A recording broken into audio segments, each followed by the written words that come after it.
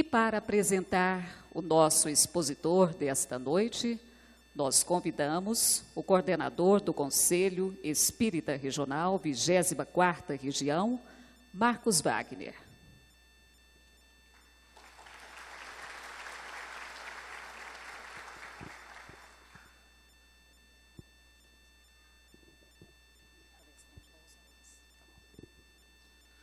Boa noite a todos. Eu quero, inicialmente, cumprimentar o coordenador do Conselho Espírita Local, companheiro Ney Azeredo. Em seu nome, cumprimento a todos os presentes, espíritas, simpatizantes, sejam todos bem-vindos. Em nome da Federação Espírita do Estado de Goiás, quero cumprimentar a todos aqueles que aqui estão e que vieram de outras cidades, extrapolando os limites até do nosso estado. Sejam muito bem-vindos, sintam-se abraçados fraternalmente.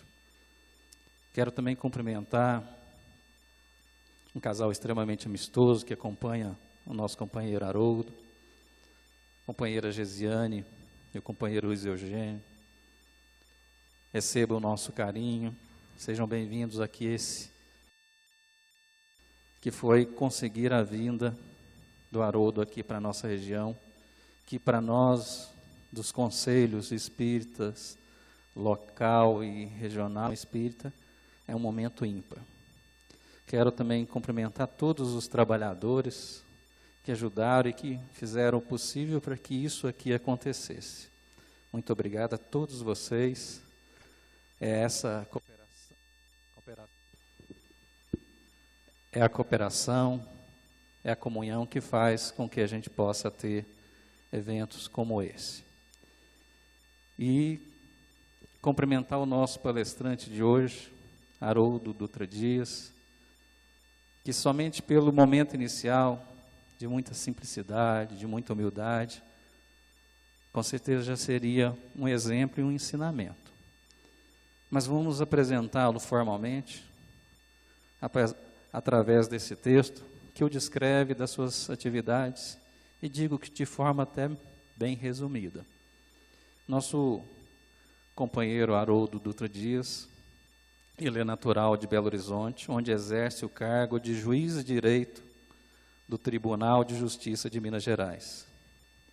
É linguista, especializado nos idiomas grego, hebraico e aramaico, expositor espírita e especialista em traduções do Velho, especialmente do Novo Testamento, diretamente do grego, hebraico e aramaico, sendo responsável pela tradução do Novo Testamento para o português, editado pela Federação Espírita Brasileira. Autor dos livros 7 Minutos com Emmanuel e Parábolas de Jesus, Texto e Contexto, além de inúmeras palestras disponibilizadas em DVDs e mídias sociais. Um dos idealizadores do Instituto Ser, Sócio-Organização de Espiritualidade e Religiosidade, instituição dedicada ao estudo do Evangelho à luz da doutrina espírita, que tem como objetivo a reunião de estudiosos, cientistas, filósofos, teólogos, escritores e demais pessoas interessadas em religiosidade e espiritualismo. Assim, recebemos com muita alegria e com muita honra, realmente com uma satisfação grande em nossos corações, Haroldo Dutra Dias. Seja bem-vindo.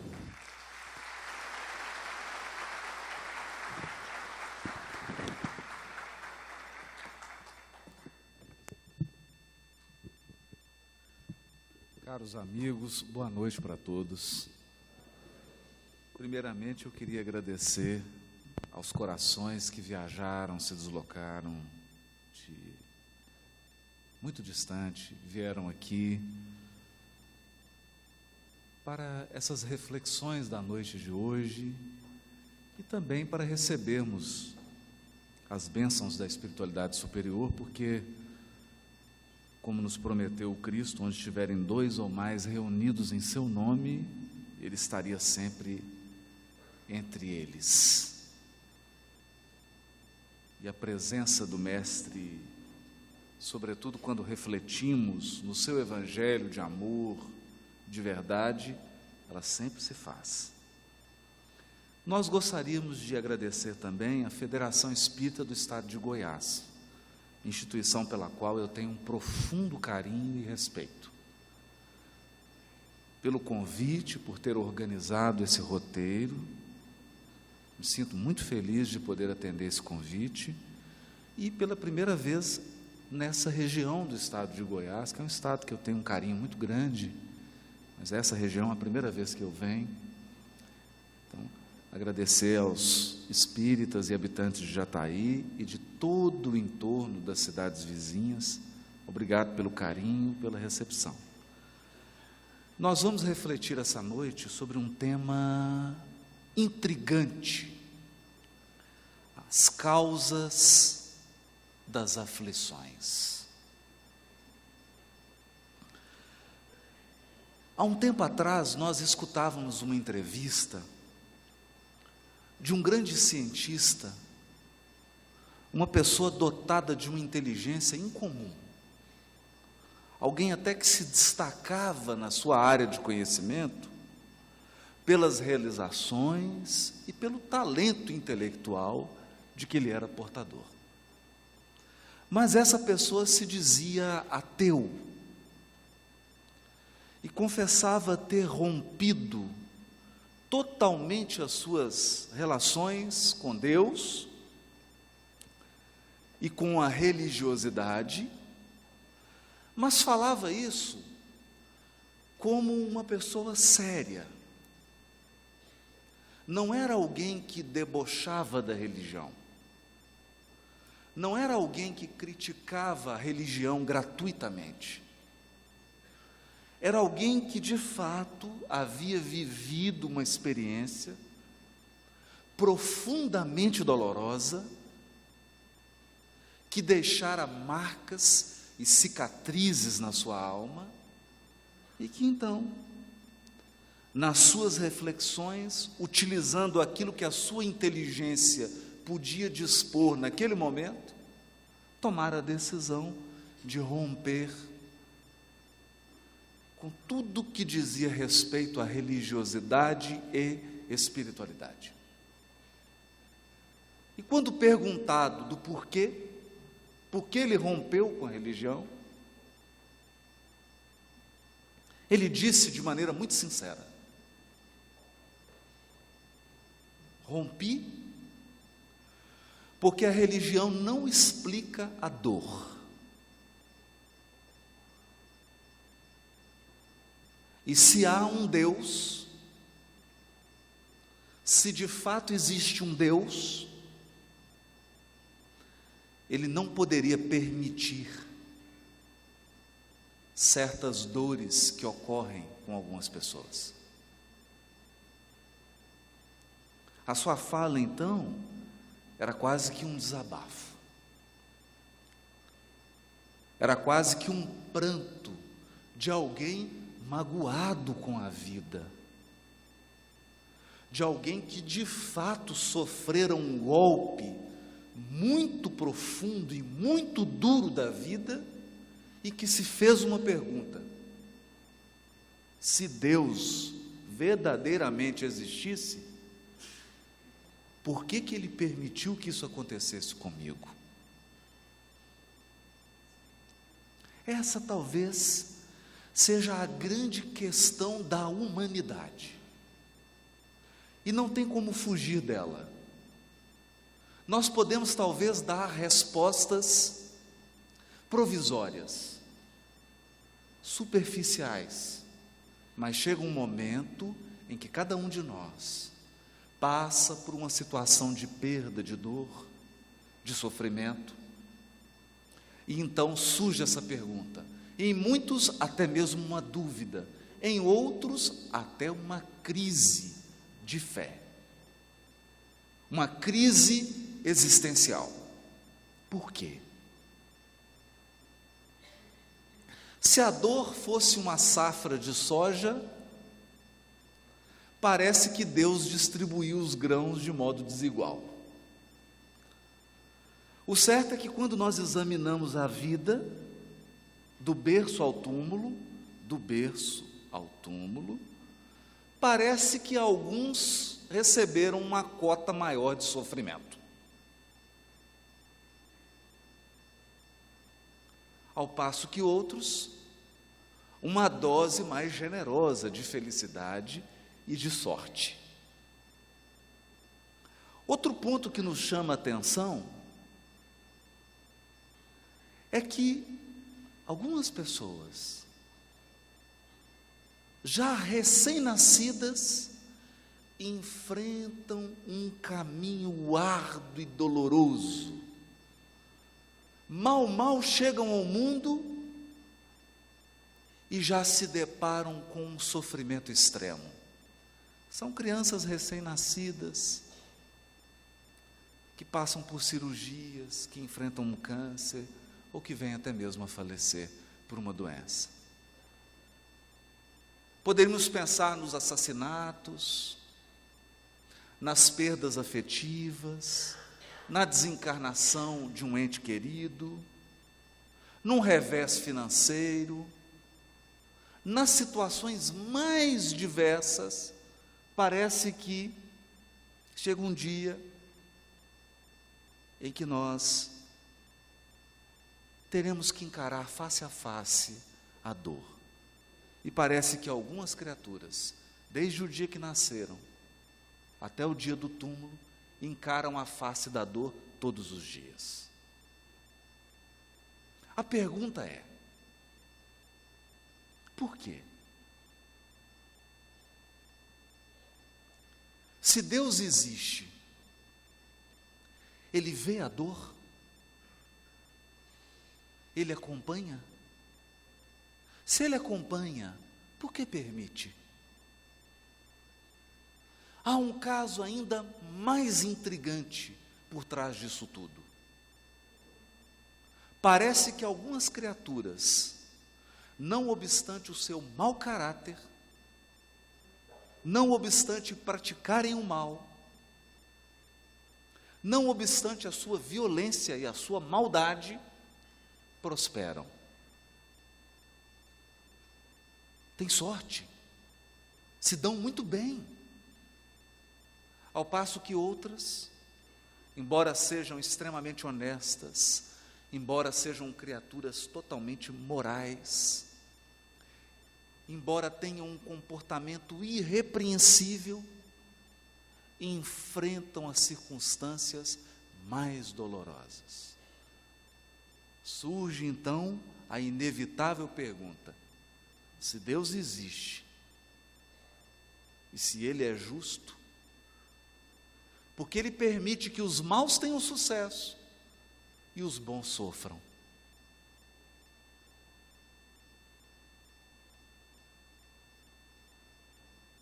Algumas respostas foram dadas a essas perguntas, mas elas não foram capazes de convencer, e muito menos de consolar. Dentre essas respostas, uma merece destaque. É aquela que promete uma espécie de recompensa ou de um reequilíbrio num paraíso,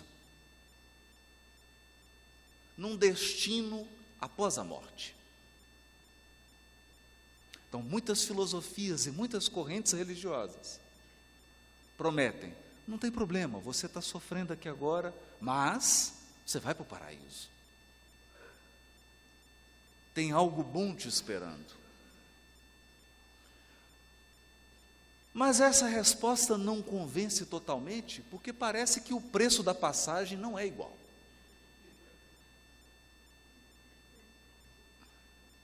Alguns pagam caro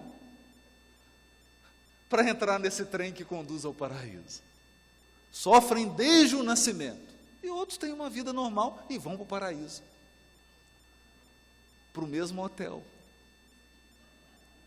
5 estrelas, igual. Onde estaria a justiça de Deus?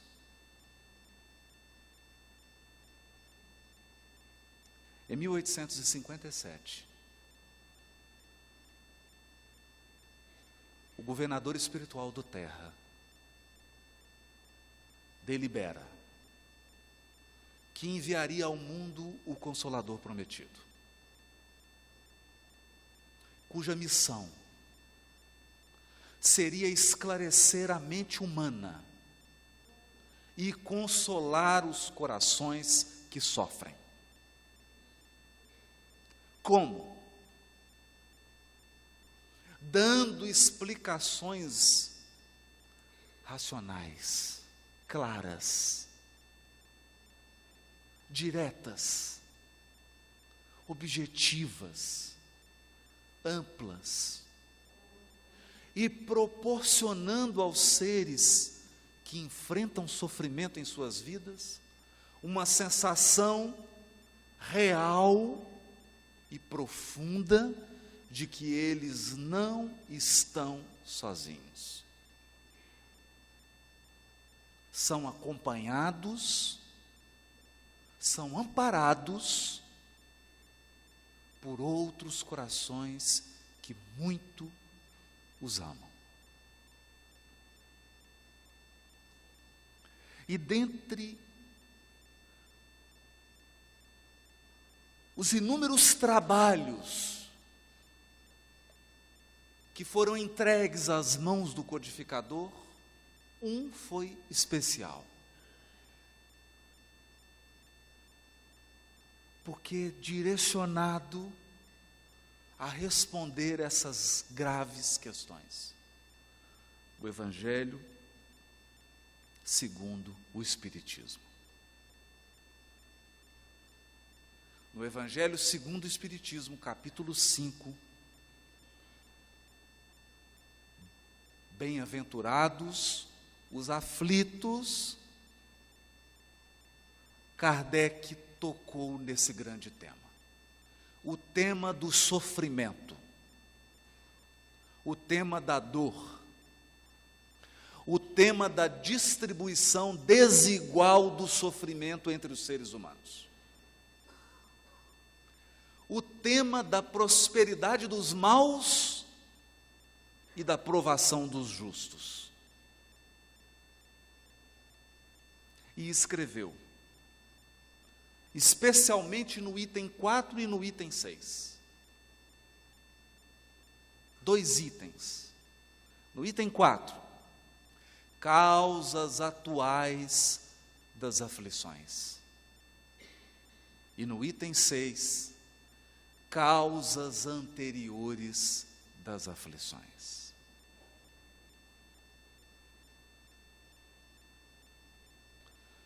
Como se tivéssemos 2 grandes celeiros para fazer a colheita. Algumas dores por nós vividas têm sua fonte nesta vida. Outras dores só podem ter a sua causa em outras existências.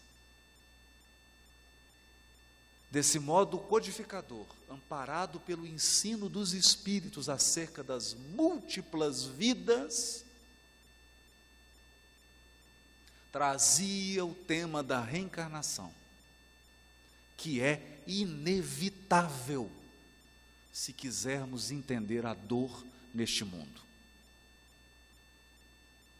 Mas vamos começar pelo primeiro, e com a palavra Kardec.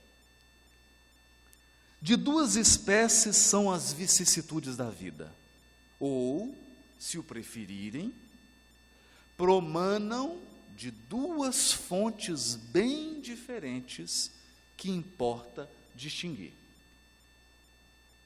Umas têm sua causa na vida presente, outras fora desta vida.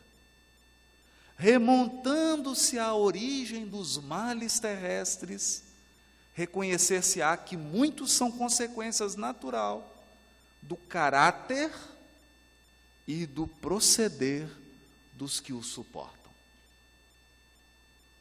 Quantos homens caem por sua própria culpa?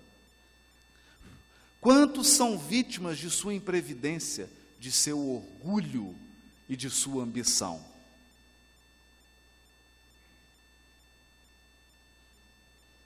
Aqui, colocava Kardec um marco para a nossa reflexão. E por essa razão, o Livro dos Espíritos conta com uma terceira parte, que são as leis morais. Isso significa que toda imperfeição gera um sofrimento. Toda deformidade de caráter produz uma aflição. Todo comportamento injusto atrai sofrimento para a nossa vida. Toda deficiência na nossa formação moral trará algum tipo de angústia e de provação. As causas estão na nossa intimidade. E podemos pensar, quanto sofrimento nos traz a impaciência? Quanto sofrimento não nos traz a violência que nós temos dentro de nós? O orgulho, o egoísmo. É assim que nós temos uma página extraordinária do Espírito Emmanuel, que está no livro Religião dos Espíritos. O capítulo chama Examina a própria aflição. Examina a sua própria aflição. E aí diz Emmanuel, a aflição do egoísmo chama-se egolatria, porque ser egoísta dói.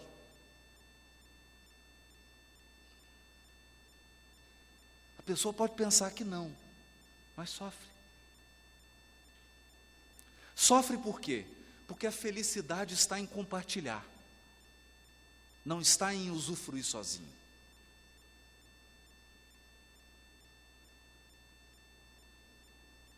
Imagina que você tivesse tudo o que você quer, mas fosse mandado para uma ilha deserta sem ninguém, só você. Seria feliz? Não.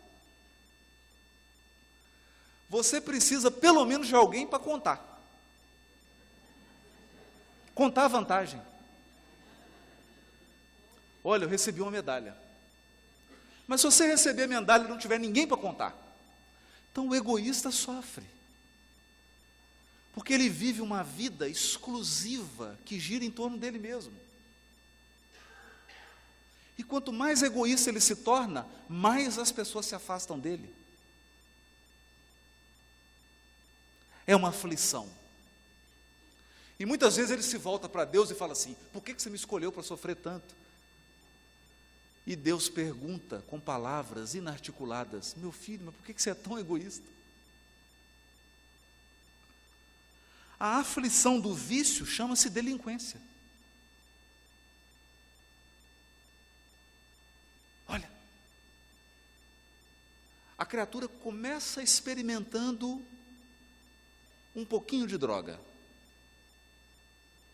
Daqui a pouco ela usa mais.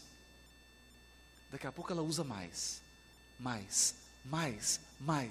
Daqui a pouco ela está roubando para sustentar o vício. É um sofrimento. É um sofrimento.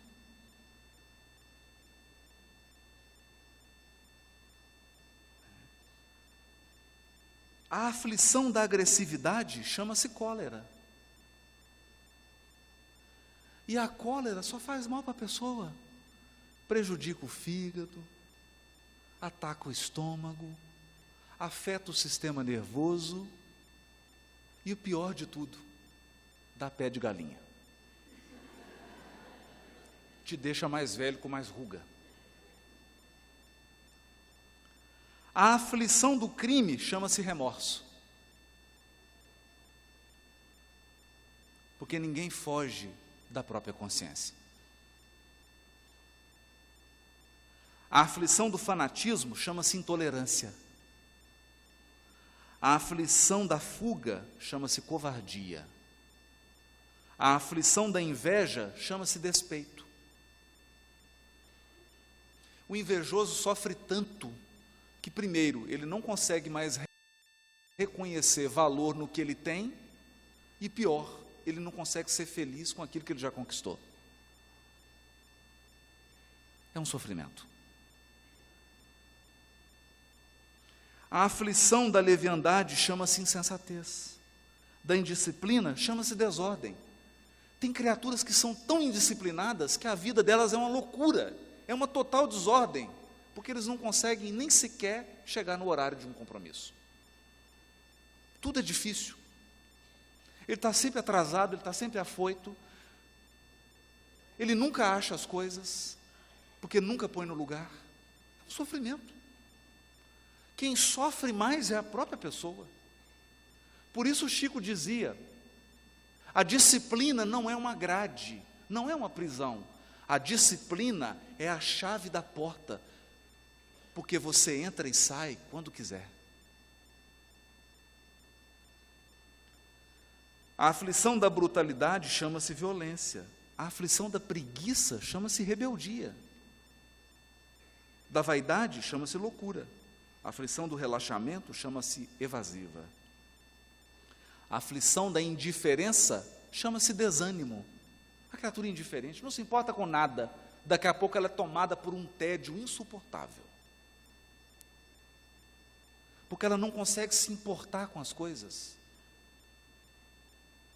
E nós precisamos de gostar das coisas. Você precisa ter alguma coisa que você goste. Você precisa fazer alguma coisa ou gostar de alguma coisa que você faz. Porque senão você sofrerá do tédio. A vida perde o sentido. Você perde o rumo. É um sofrimento, é uma aflição. A aflição da inutilidade chama-se queixa.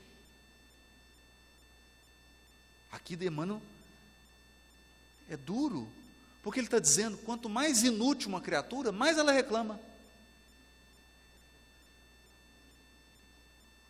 Quem mais reclama é quem menos faz.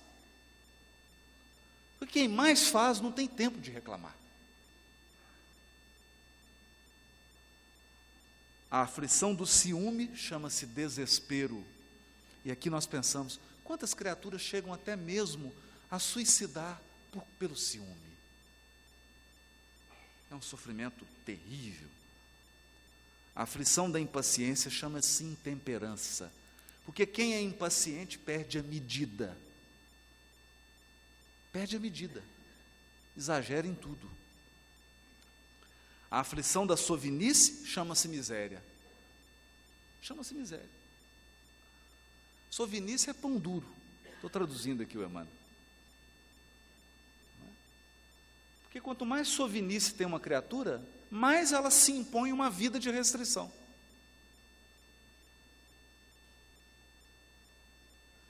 Porque ela não sabe aproveitar o que já tem. A aflição da injustiça chama-se crueldade. Cada criatura tem a aflição que lhe é própria. Então aqui nós precisamos ser bastante honestos. É por isso que o Espiritismo, na sua condição de consolador prometido, ele vem esclarecer e consolar nossas dores. Mas o primeiro ponto que ele esclarece é: a maior parte dos nossos sofrimentos tem sua causa na vida atual. E tem a ver com o nosso caráter. Por isso, o que propõe o Espiritismo? Terceira parte do Livro dos Espíritos, as leis morais. Propõe uma renovação moral. Uma transformação do caráter. Propõe a absorção de valores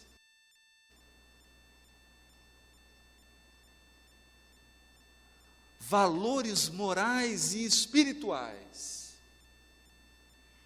que pacifiquem o nosso coração, que nos dê sabedoria para viver bem. Viver bem. Essa é a primeira grande reflexão. Por isso, quando nós enfrentamos uma provação, quando enfrentamos um sofrimento, nós devemos nos perguntar: o meu caráter, a minha condição moral, contribuiu em quantos por cento para esse sofrimento?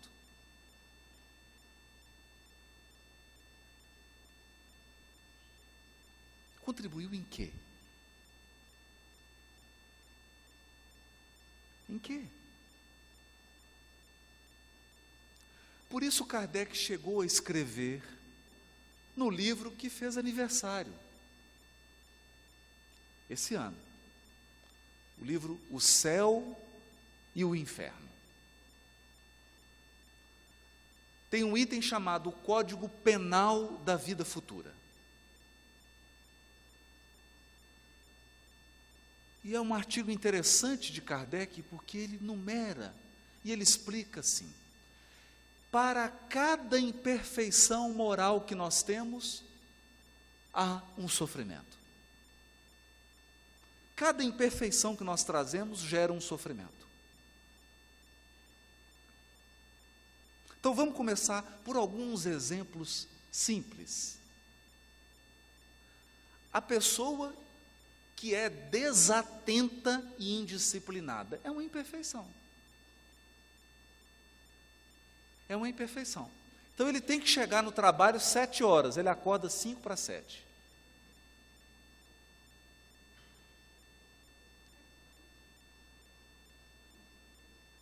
Em 3 minutos ele apronta, mas ele não sabe onde pôs a chave do carro.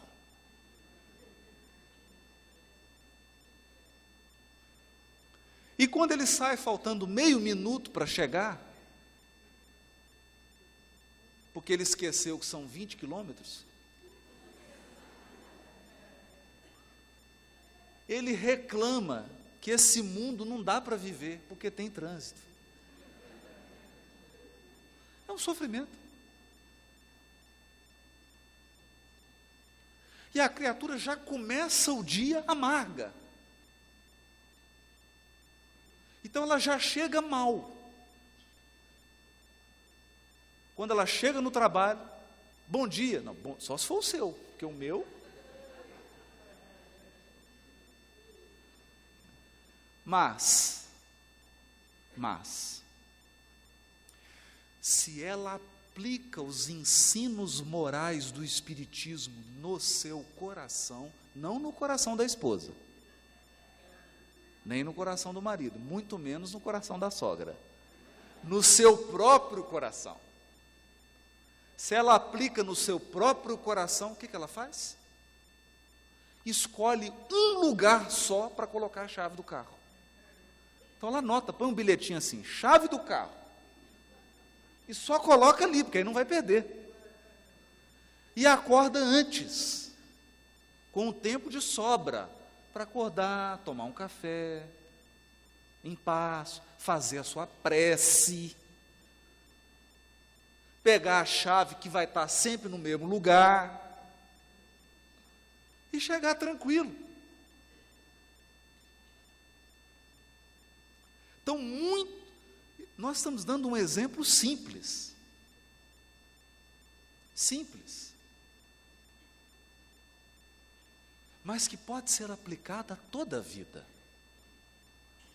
A verdade é que um dos temas que mais geram aflição na nossa vida, que são os relacionamentos,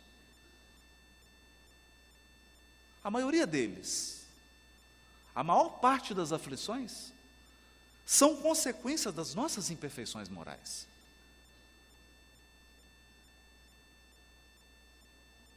Das nossas imperfeições.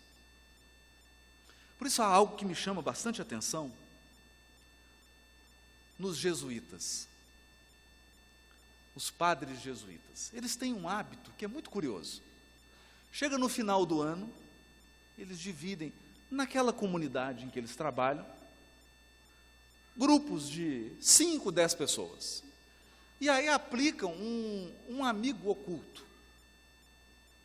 Como é que é o amigo oculto deles? É assim. Por exemplo, são 5 pessoas. Cada um tem que fazer uma lista com 10 virtudes e 10 defeitos dos seus companheiros. Então, são 5 pessoas, você tem que fazer 4 listas. Para as 4 pessoas, você vai listar as virtudes e os defeitos dela. Então, você escreve 4 listas e, portanto, você vai receber 4 listas.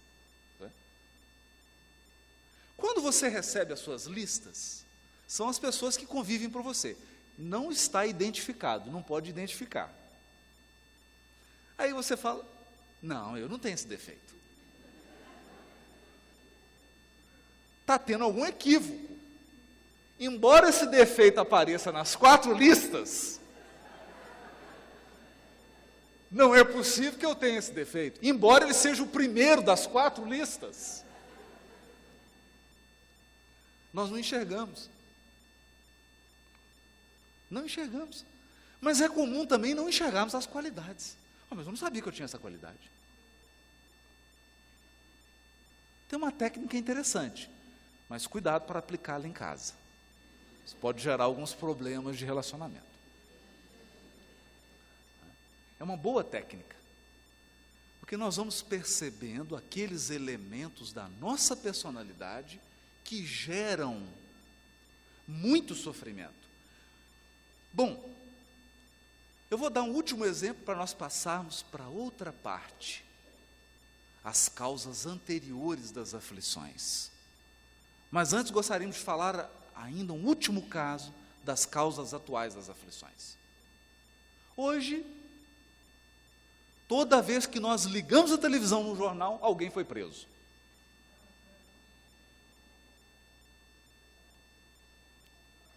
Ou foi preso, ou foi conduzido pela Polícia Federal para depoimento. Ou então aceitou um acordo de delação premiada. E quando nós assistimos isso, é natural, é da natureza humana. A gente fica com uma certa raiva, né? Alimenta.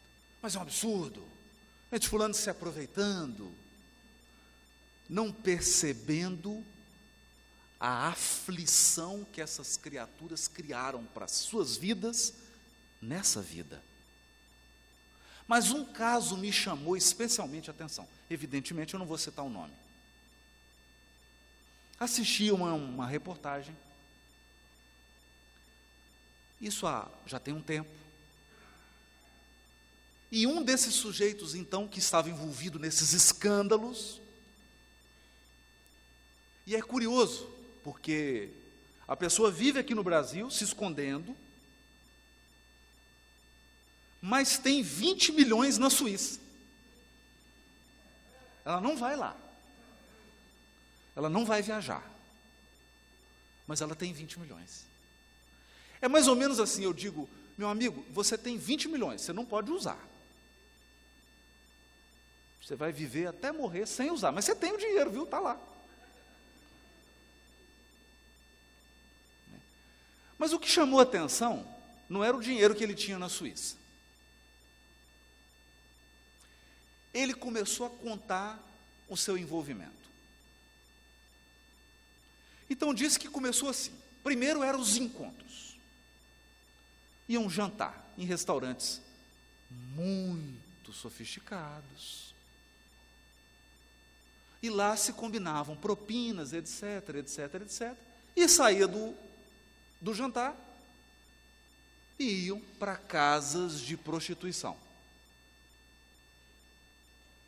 Prostitutas de luxo. Então ele foi a primeira noite,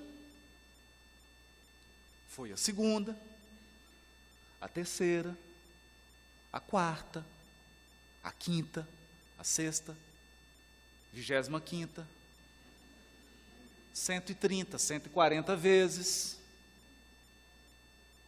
até que ele chegou, isso ele confessando, a uma situação. Todo dia ele precisava ir.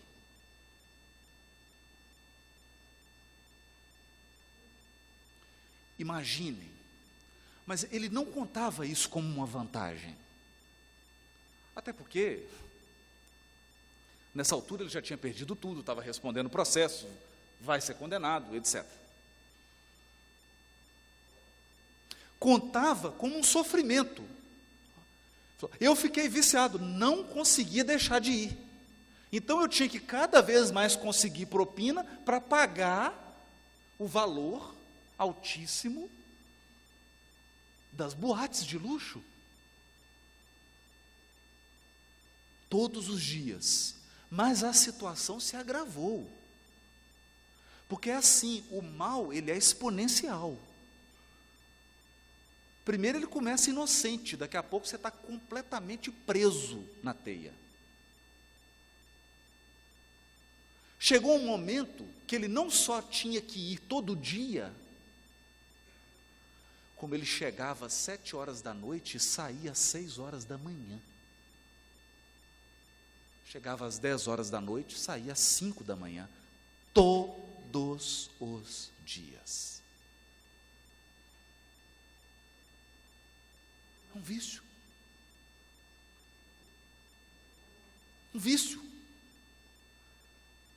Aquilo já era um sofrimento. Porque aquele indivíduo já estava tão envolvido naquela situação, que ele não tinha mais força, não conseguia tirar força dentro dele mesmo para sair daquela situação. É um sofrimento, é uma aflição. Mas essa é uma aflição que tem sua causa na intimidade da criatura,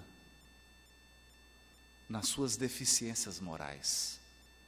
Daí a proposta renovadora do Espiritismo.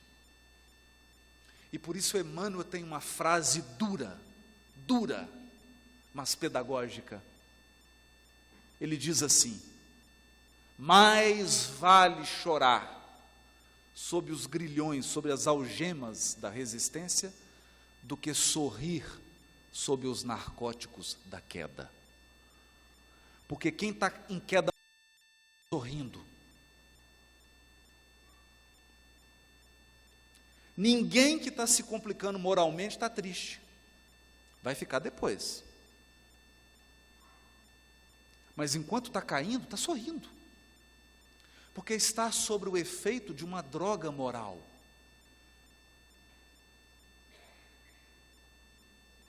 As consequências virão depois. Essa é uma reflexão profunda. Profunda. E daí o papel transformador do Espiritismo. Mas para isso, diz Kardec no capítulo Sede Perfeitos, de O Evangelho segundo o Espiritismo. O Espiritismo precisa ser bem compreendido, mas sobretudo bem sentido. Porque se ele não entrar no nosso coração, ele não faz a obra renovadora que está proposta. Não consegue. Mas, continua Kardec no item 6 do capítulo 5, Bem-aventurados os aflitos. Mas, se há males nesta vida cuja causa primária é o homem, outros há também aos quais, pelo menos na aparência, ele é completamente estranho, e que parece atingi-lo como que por fatalidade. Tal, por exemplo, a perda de entes queridos, a perda daqueles que são o amparo da família, tais ainda os acidentes que nenhuma previsão poderia impedir, os reveses da fortuna que frustram todas as precauções, aconselhadas pela prudência, os flagelos naturais, as enfermidades de nascença, sobretudo as que tiram a tantos infelizes os meios de ganhar a vida pelo trabalho, as deformidades, a idiotia, o cretinismo, etc. Todavia, por virtude do axioma, segundo o qual todo efeito tem uma causa, tais misérias são efeitos que hão de ter uma causa. E desde que os efeitos, precedendo sempre a causa, se esta não se encontra na vida atual, há de ser anterior a essa vida, isto é, há de estar numa existência precedente. Há males para os quais a pessoa em nada contribuiu. Ela é atingida como que por um raio. E de uma hora para outra, a sua vida parece se transformar para pior, na sua visão.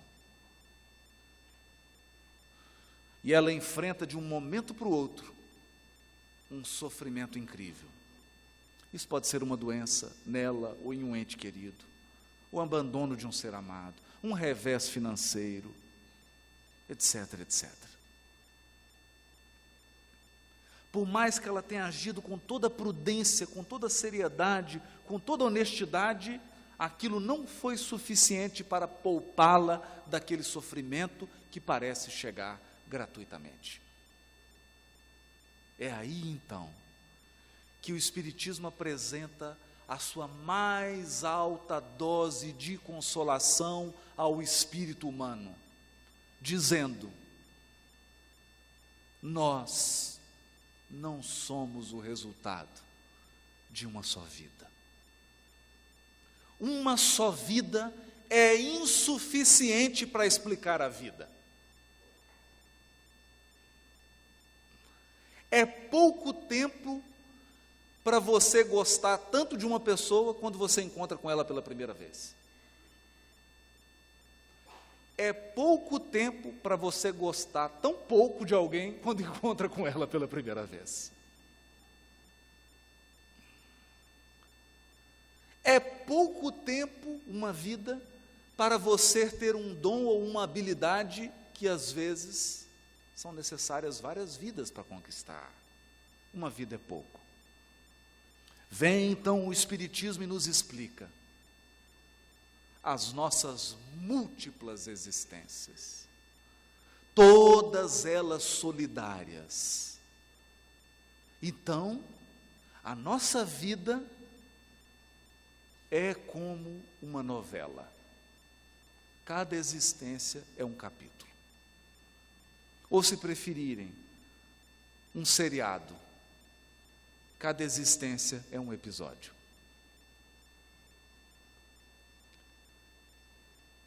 Talvez você esteja reencontrando hoje, em Jataí, alguém que você prejudicou há 700 anos atrás.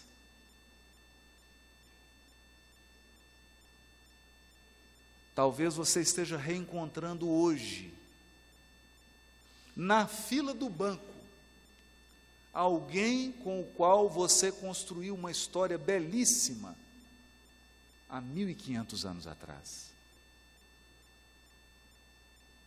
Talvez hoje você esteja vivendo uma situação de dor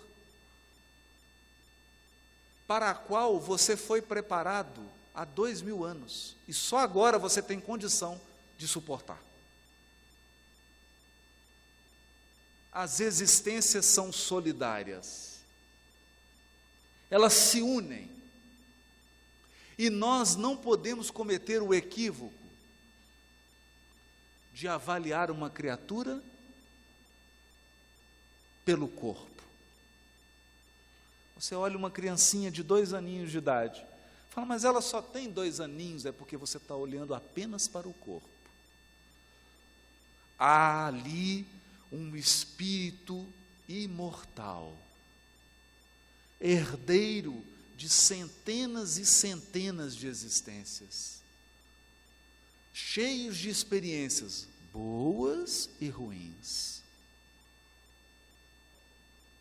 com imperfeições e com virtudes,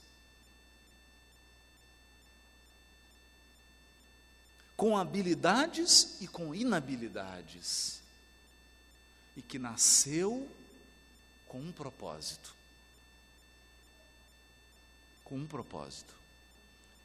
É aí que nós nos lembramos do livro Ceifa de Luz, capítulo 27, também psicografado por Chico Xavier, onde Emmanuel esclarece: no limiar do berço, pede à alma dificuldades e chagas, amargores e cicatrizes. Entretanto, recapitulando de novo as próprias experiências no plano físico, torna a concha obscura do egoísmo e da vaidade, enquistando-se na mentira e na delinquência. Aprendiz recusando a lição, ou doente abominando o remédio. Em quase todas as circunstâncias, o ser humano persegue a fuga que lhe adiará indefinidamente as realizações planejadas. Porque nenhum de nós nasce sem um planejamento. E esse planejamento é simples: tornar-se melhor quando você for embora do que você era quando chegou. Isso implica eliminar imperfeições e vícios.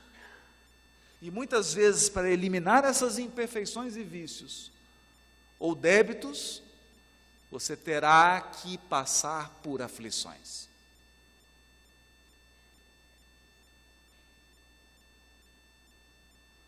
Algumas foram pedidas. A gente costuma até pedir demais antes de encarnar.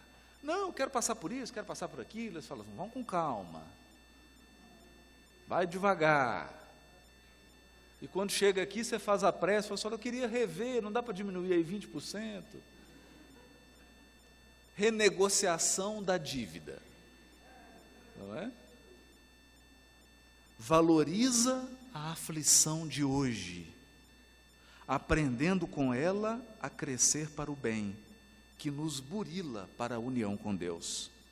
Porque o mestre que te propões a escutar e seguir, ao invés de facilidades no imediatismo da terra, preferiu, para ensinar-nos a verdadeira ascensão, a humildade da manjedoura, o imposto constante do serviço aos necessitados, a incompreensão dos contemporâneos, a indiferença dos corações mais queridos e o supremo testemunho do amor em plena cruz da morte.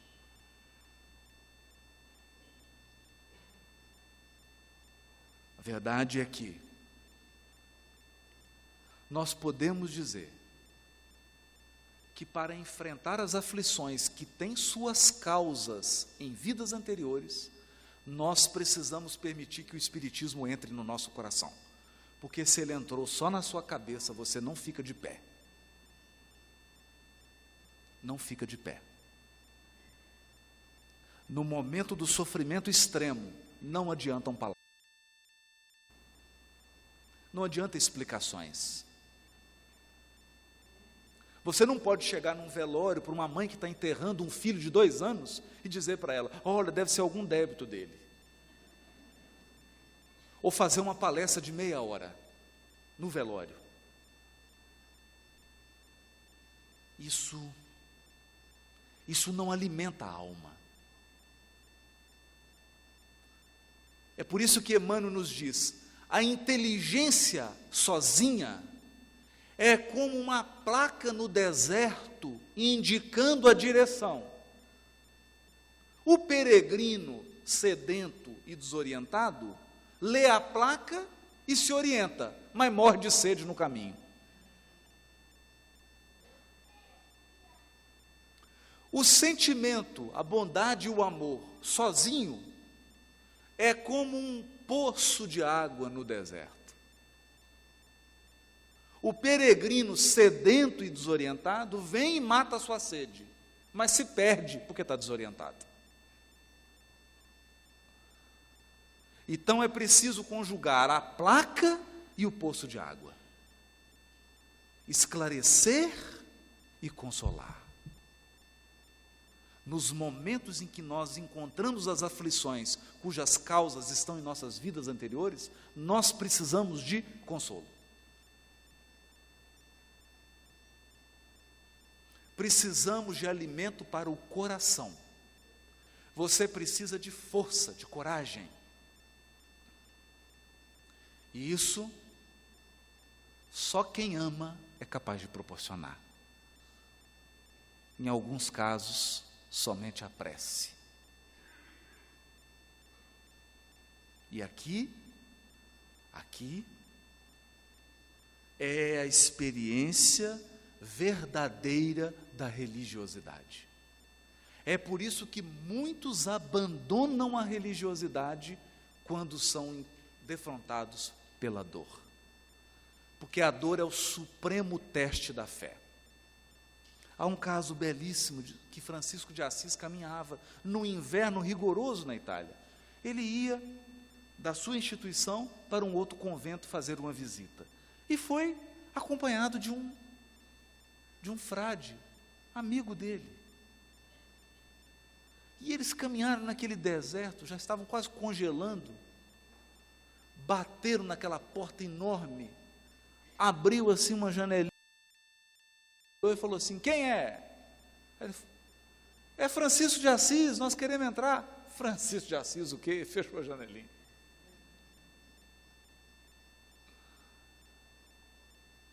O monge que estava do lado de Francisco de Assis sentou na neve e começou a chorar.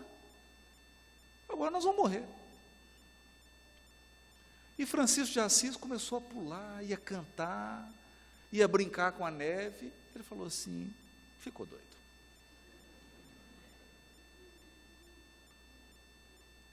E virou para ele e falou: mas Francisco, pai Francisco, né, que ele chamava ele de pai, né? Pai Francisco, eu não estou entendendo. Será que o senhor não está vendo que nós vamos morrer? Ele falou: meu filho, eu esperei a vida inteira por esse momento. Ele: para quê? Para morrer? Não. Você não percebeu que agora não tem nenhum ser humano que possa nos ajudar? Ele falou: claro, por isso que eu estou chorando. Mas você não percebeu que agora nós estamos, meu filho, eu e você, 100% nas mãos de Deus? Foi o que eu busquei minha vida inteira. Nós estamos agora 100% nas mãos de Deus.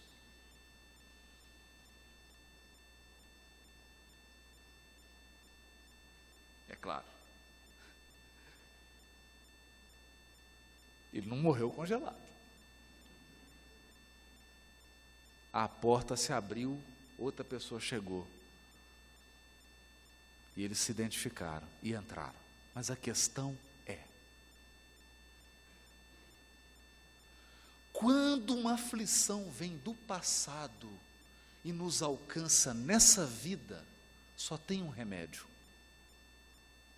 entregar-se a Deus. Confiar. Confiar que as circunstâncias que expressam a vontade divina vão se alterar. Que há um propósito por trás de todo acontecimento.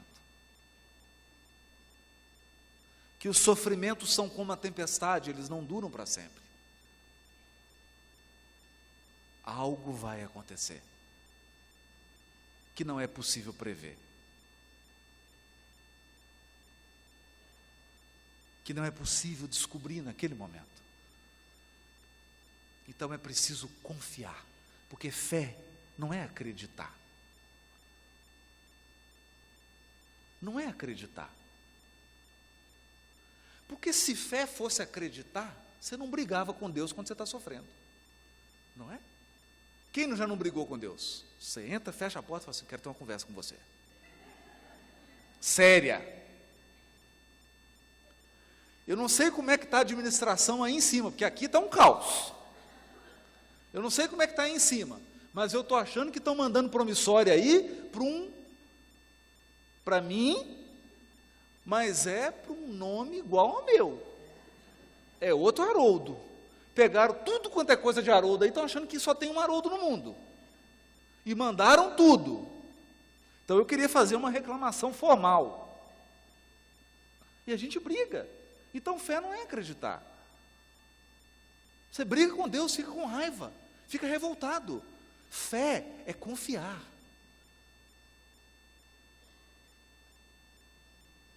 É confiar. Então fé significa, e é esse o grande ensinamento que a doutrina espírita nos traz, porque ela nos traz uma fé que não é uma fé cega, não é um confiar como se fosse uma criança,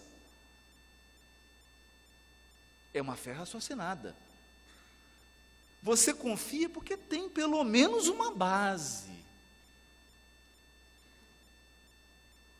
Você não sabe o porquê, qual que é a razão exata daquele sofrimento que você está passando, mas você sabe que tem uma razão, você sabe que existe uma lei divina, você sabe que existem múltiplas existências e que elas são todas solidárias. Então você confia, e confiar significa, você desliga o carro, coloca no ponto morto, abre a porta e entrega a chave para Deus. E diz: agora é você que dirige.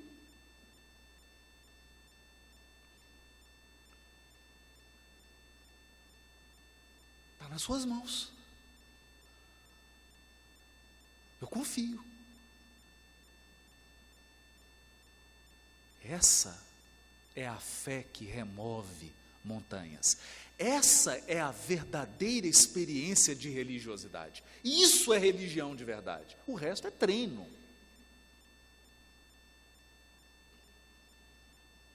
É treino. No mais, todas as nossas práticas são apenas oportunidades que o Criador nos dá de adquirir provisão, preparo espiritual para os momentos de dificuldade, em que nós teremos que verdadeiramente confiar, entregar.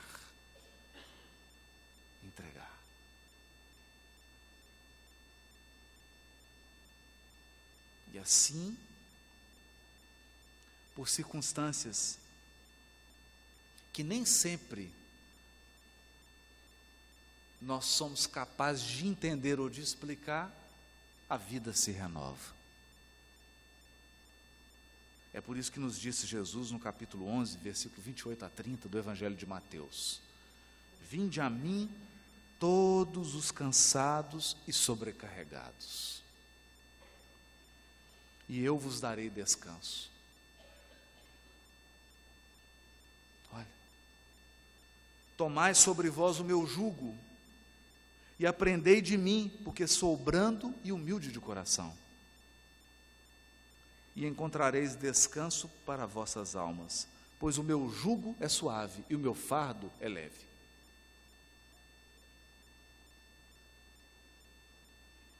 Qual que é o jugo de Jesus? O jugo era aquela madeira que era colocada no boi, no jumento, para ele poder arar a terra. O que aquilo faz? Aquilo não deixa você ir para o outro lado, você só vai naquela direção que você está sendo conduzido. O jugo do Cristo é o conteúdo moral da sua lição. E o que isso significa? É o remédio para as causas atuais das aflições. Você quer diminuir 70% dos sofrimentos da sua vida? Evangeliza seu coração. Isso é aceitar o jugo de Jesus, a orientação dele. Agora, não é fácil. Não é fácil. Nós temos o célebre caso que o Chico chega em casa e ele sempre gostou muito de animal, sempre gostou muito de cachorro, principalmente. E tinha um cachorro que era a alegria dele, então ele chegava tarde da noite da atividade, e o prazer dele era alimentar o cachorro, adorava, né? E o bichinho fica quase que um membro da família, né? Mas o cachorro adoeceu e alguém quis ajudar. Falou, não, coitado do Chico, vou resolver isso, vou matar esse cachorro. Não é? Então imagina, você tem lá seu bichinho de estimação, ele fica doente, falando, nossa, eu estou com tanta dó do fulano, eu gosto tanto dele, vou acabar com esse sofrimento dele, mata o cachorro. O Chico chegou, o cachorro morto, e descobriu que era a pessoa. E aí o Chico ficou magoado. Ficou magoado. E o tempo passou, e a mágoa ficou ali no coração. Até que um dia Emmanuel chamou ele, falou, olha Chico, temos que conversar uma coisa séria. Você está com uma mágoa no coração e isso está gerando uma nuvem escura ao redor do seu peito, no chakra cardíaco, e está atrapalhando as atividades mediúnicas. Meu Deus, Emmanuel, o que eu faço então? Você vai fazer o seguinte, sabe quem matou o cachorro, né? Sei. Você vai descobrir o que essa pessoa mais gostaria de ganhar e vai comprar para ela. Ele falou assim, não, você está brincando. O senhor não pode estar falando sério. A pessoa me ofendeu, matou meu cachorro, e só quer que eu dê um presente para ela. Ele falou assim, mas Chico, a receita não é minha, é do Cristo. É o jugo de Jesus. E aí o Chico foi descobrir o que a pessoa queria ganhar. Era uma máquina de costura, caríssima. O Chico teve que comprar a máquina de costura, dar de presente, parcelou em 4 reencarnações a máquina. Porque ganhava muito pouco, a máquina era uma fortuna, várias vidas pagando a máquina. Na hora que ele entregou a máquina, a pessoa ficou tão feliz, que saiu uma luz do peito dela e eliminou toda a sombra que estava no peito do Chico. Nessa hora o Emmanuel apareceu e falou assim, viu Chico, a receita é do Cristo, perdoa, é o jugo,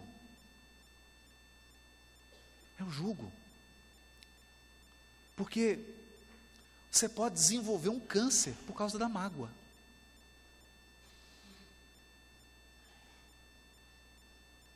A pessoa que te prejudicou, ela vai continuar vivendo, porque o acerto dela é com a lei divina. Mas e você?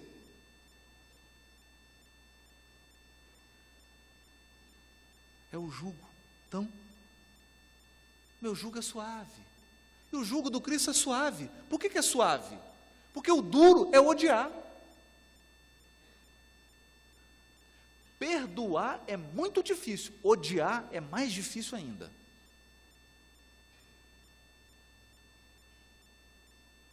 Então, alguns dizem assim, você quer vir com uma pessoa nas próximas 20 encarnações?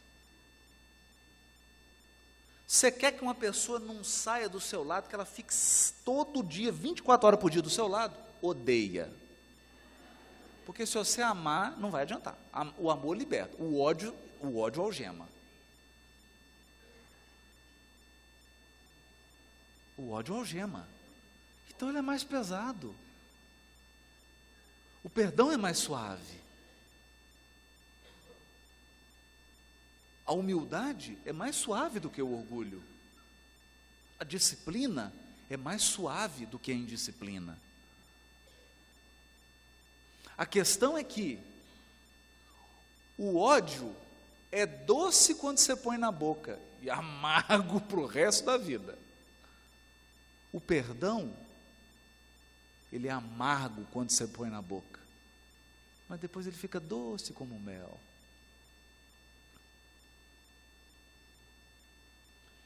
E o fardo do Cristo é leve. Por quê? O fardo que Jesus coloca sobre nós é o fardo dos nossos deveres. Dos nossos deveres. E quem cumpre o dever se liberta.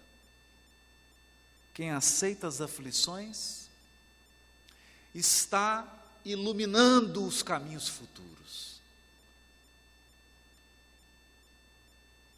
Por isso que é leve. É leve. Vale mais cumprir os deveres, aceitar com humildade, como Jesus diz, com brandura e humildade, as aflições que nos chegam, do que rebelar-se e multiplicar as aflições.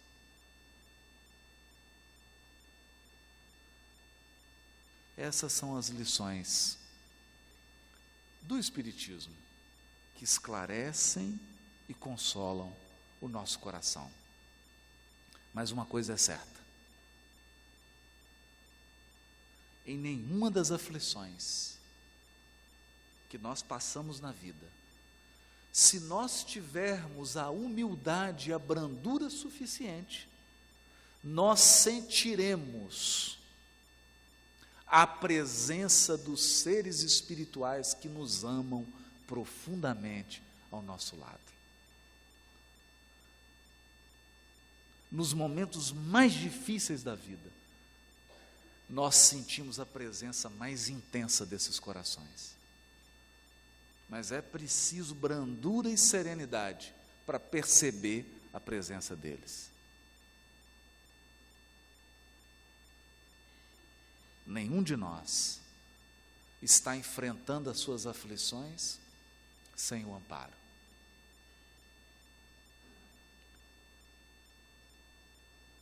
E é preciso entender. Eu gostaria de encerrar contando uma pequena experiência vivida. Depois de um grande sofrimento experimentado, eu ia pelo carro discutindo com Deus. Era uma discussão assim até pacífica. Não era propriamente uma briga. Mas eu tentava entender o porquê. E num determinado momento, eu pensei,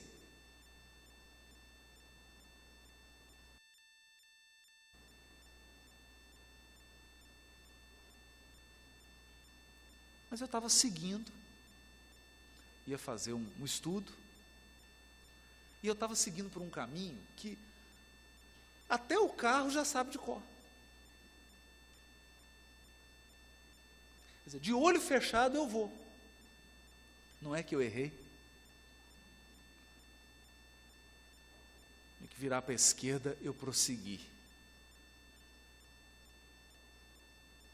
Quando eu percebi, eu entrei num beco, era de noite. E eu achei estranho, porque a rua foi estreitando, quando eu vi não passava o carro. E eu tive que voltar 1,5 km de ré. Para depois que eu voltasse do beco, voltasse para a avenida, tentar jogar no celular para achar, porque eu fugi completamente do caminho, e aí eu entrei por uma questão do bairro lá, que eu já não sabia como sair. Na hora que eu estava dando ré, eu só percebi nitidamente como se alguém me dissesse: só para você experimentar um pouquinho de desamparo. Você achou que estava desamparado? Isso aqui é só para você experimentar 3 segundos de desamparo. Eu falei, já está bom, chega, está ótimo. Volta o amparo, estou feliz, já entendi. Dei a ré e voltei. Eu estava simplesmente a uns 500 metros do lugar que eu tinha que chegar. Era só uma questão de perspectiva. Estava num quarteirão para trás, que era completamente diferente. Estava de noite. Mas, aí sim, eu pude perceber que o amparo que os amigos espirituais nos dão é um amparo sutil, é presença. Presença. E o que é presença? Presença é assim. Uma mãe chegou para Chico Xavier. O Chico atendia mães que perderam filhos há mais de 15 anos.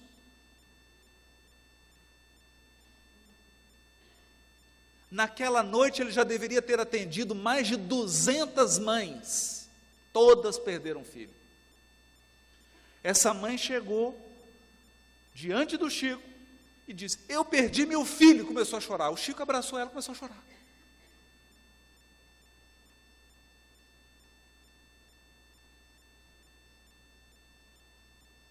E ficou todo mundo falando: não é possível. Será que o Chico não vai fazer uma palestra, Causas das Aflições? Não, ele abraçou e começou a chorar. E durante uns 15 minutos os dois ficaram chorando. Ela se acalmou, enxugou as lágrimas, o Chico também. Ela virou para o Chico e disse: eu nunca me senti tão consolada em toda a minha vida. Porque é presença. A presença dos corações que nos amam no momento do sofrimento é tudo que nós precisamos para nos sentir amparados e consolados. E nós podemos dizer com certeza absoluta que a primeira presença constante em nossa vida é a do Cristo. E junto a Ele, dos corações que nos amam e que torcem para que nós cheguemos do outro lado,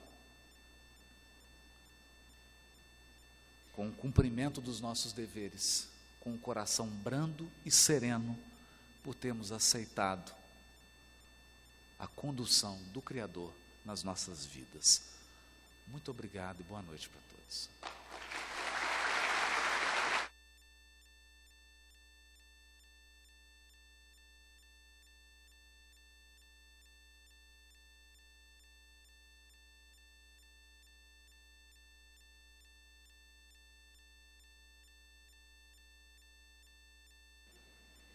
Por favor.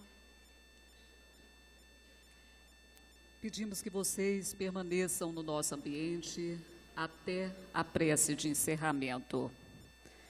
Queremos agradecer imensamente esse banho de luz que a cidade de Jataí está recebendo nesse dia tão especial no Centro de Cultura e Eventos.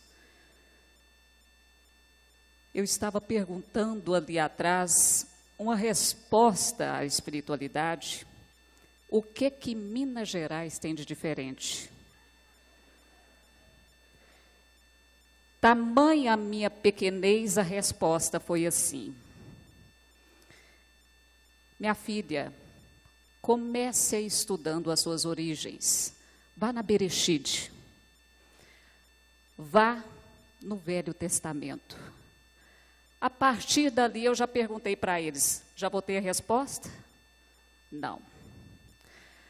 Depois que você estudar o Velho Testamento, agora você vai começar a estudar o Cristo. Vá ao Novo. Eu vou ter então aí a resposta? Eles me disseram: não. O conhecimento você vai adquirir com a transformação íntima. Não se apresse, vai levar algumas encarnações para entender o porquê Minas Gerais traz frutos como Haroldo Dutra Dias, a nossa atual existência.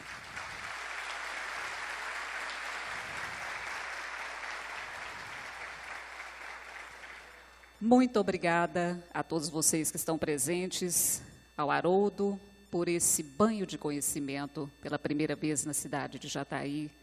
Obrigada ao canal 3 da FEB TV, que está encerrando as suas transmissões, como também a nossa querida Web Rádio Fraternidade, transmitindo ao vivo para todo o Brasil e exterior. E queremos agradecer também a equipe do Portal Ser, que se encontra aqui vendendo as obras do Portal Ser, de Haroldo Dutra Dias, que estará fazendo os autógrafos em instantes. E queremos agradecer a todos aqueles que, de uma forma ou de outra, veio de suas cidades com muita dificuldade, que possam retornar também com toda a tranquilidade possível aos seus lares de volta. Enfim, queremos também agradecer à Prefeitura, porque nos cedeu esse espaço gratuitamente, mais uma vez, para um evento espírita na cidade de Jataí, onde o próximo será aqui, neste recinto, com o congresso em setembro. E assim sendo, queremos lembrar que amanhã, Haroldo Dutra Dias estará também na cidade de Itumbiara, para mais um momento especial naquela cidade. Então, para encerrarmos, queremos convidar para a prece de encerramento o nosso querido amigo, coordenador do Conselho Espírita Local, Ney Assis Azeredo.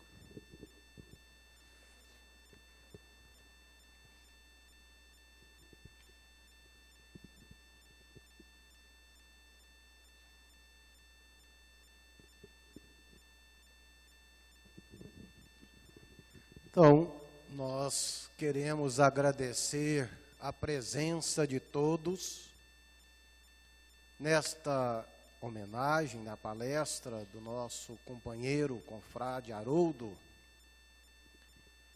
Lembrando, antes da nossa prece, que pela chuva que aconteceu hoje, também em Rio Verde, da onde o avião que desceu para deixar o Haroldo, mais ou menos uns 10 minutos a mais e o avião não teria descido.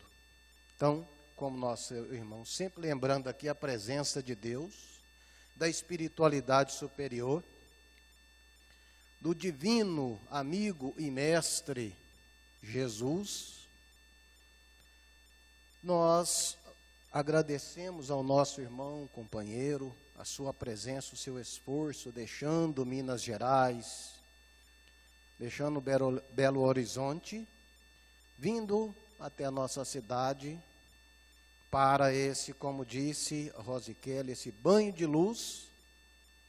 E vamos então agradecer ao nosso Criador e Pai todas as bênçãos, todo o amparo, a assistência, com uma prece ensinada pelo Divino Mestre Jesus, a prece dominical. Pai nosso que está no céu, santificado seja o vosso nome, venha a nós ao vosso reino. Seja feita a vossa vontade, assim na terra como no céu. O pão nosso de cada dia dá-nos hoje, Senhor. Perdoai as nossas dívidas, assim como nós perdoamos aos nossos devedores. Perdoai as nossas ofensas, assim como nós perdoamos aos nossos ofensores. Não nos deixeis cair em tentação e livra-nos do mal, que assim seja. E agradecemos a todos. Uma boa noite para todos. E só lembrando, mais uma vez, o Congresso Espírita de Jataí, que vai acontecer em